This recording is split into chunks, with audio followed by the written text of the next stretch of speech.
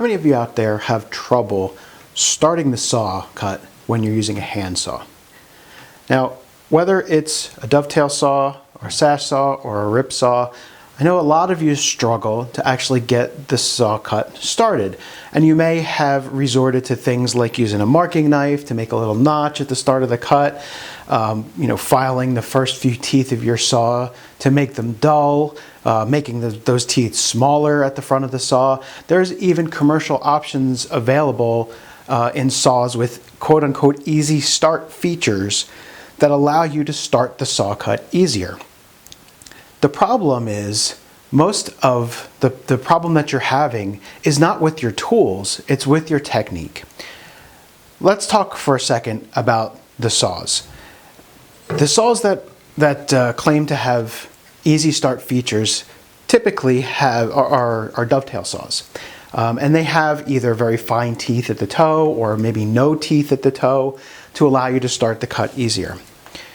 However, what happens when you step up to a larger saw like this sash saw, or even larger still, a full-size rip saw? No saws on the market have those type of easy start features when the saw is this big. If you can't start the saw with a dovetail saw, which happens to be the saw with the smallest teeth and is actually the easiest one of the lot to start, then even if you have that easy start feature on your dovetail saw, you're going to struggle when you're trying to use these other saws. The solution isn't a better tool or another tool. The solution is to improve your technique. In my opinion, the makers of these specialty saws that put the easy start features on them are actually doing you a disservice, because they're encouraging a poor technique for starting the saw.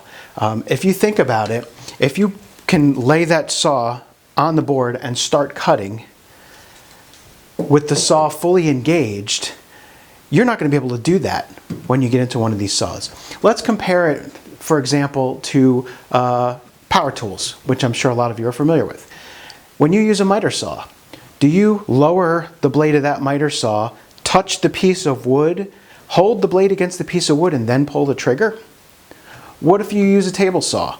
When you start to that rip, do you push the board along the rip fence until it contacts a still blade, hold it against the blade, and then turn the switch of the table saw on? Of course not. You'd be a fool to try and do that. It wouldn't work, and it'd be quite dangerous to do so. So why would it be any different when we're using a handsaw? The answer is it's not really, but for whatever reason we think it should be different.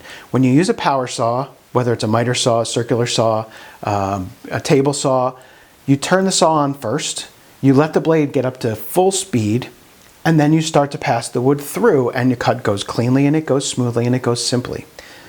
Starting a cut with a handsaw is no different. So what I want to talk about today is not the type of saw. I want to talk about technique, and I want to show you a technique that you can use to start any saw easily without having to draw the saw back 100 times, without having to make a notch for your saw to start in, or without having to resort to special saws with special easy start features. If you practice this technique, and it shouldn't take you more than 10 minutes of practice, you'll be able to use it with any saw to start the cut easily in any wood, and that's what I want to talk about today. So I'm going to focus mainly on these two saws, because the dovetail saw is easy. If you can start the saw, a dovetail saw, you're going to be able to, if you can start these bigger saws rather, you'll be able to use a dovetail saw no problem. So here's what most people do.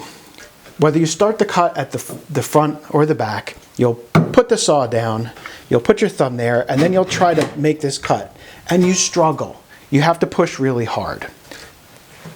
When you get into a bigger saw like this, if you try to do that, put that saw down, put your thumb there, and start from a dead stop pushing, you're really going to struggle to get it started, and it's going to be very, very rough.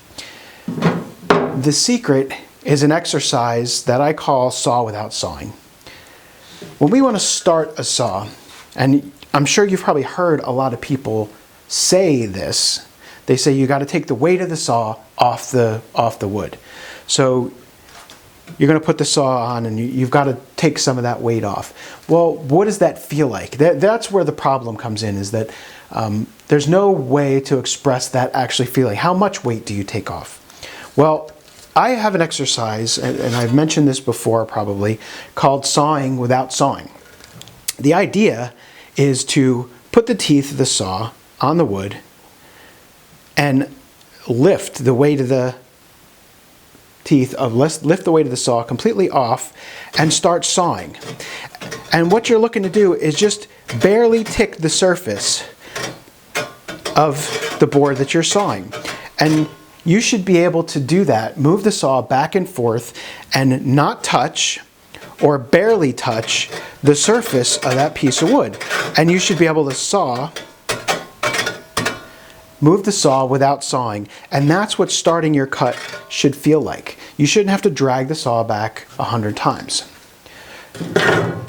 It will work with any saw of any size. You can take a large rip saw and saw without sawing. Okay? Watch your fingers, because you don't want to lift the saw that high. The idea is you're trying to lift the saw to the point where you're barely contacting the wood at all. You don't have to drag the saw back like that. You don't have to make a notch. You're just sawing without sawing. What you're going to find is that when you do that, you can probably lift 2 or 3 fingers off of the saw, because all of the weight of that saw is being carried by the bottom part of your hand. So you're going to grip the saw, but really your thumb and your top 2 fingers can grip extremely loosely. All your fingers should be gripping loosely, but the bottom 2 fingers should be carrying the most of the weight, and the saw should actually be settling into the heel of your hand. This is going to allow you to lift the weight of the saw off the wood and saw without sawing. And you can do that anywhere on a board, and you can do it with any piece of wood. And what that's going to allow you to do, once you get used to that feeling, is then you can move to your cut line, set the saw on your cut line, and just start. And the saw will settle right in, and it'll cut right on your cut line. You won't have to make a whole bunch of cuts backwards. Or drag the saw backwards a whole bunch of times to get the saw cut started. You'll be able to just start sawing. And it should be a nice, easy, fluid motion. So again, put the saw on and saw without sawing. And just like using a miter saw or using a table saw, as you start sawing, you gradually let the weight of that saw down until the saw is fully engaged in the cut. Then you can let the full weight of the saw do the work and saw through and finish your cut. So I hope that little tip has helped you.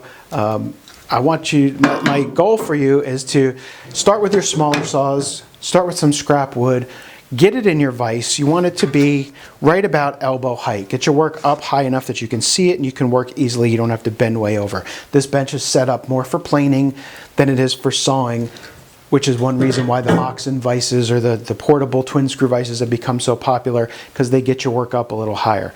Get your work up a little bit higher so that you can hold a saw comfortably and work at a comfortable height. Practice sawing without sawing. Make tiny little notches or scratches in the surface of that board. And when you can saw without sawing, you should be able to start any saw, be it a small dovetail saw or a large rip saw, without any type of additional easy start function feature or doing anything special to that piece of wood before you start sawing. You should be able to just pick the saw up and go right to work.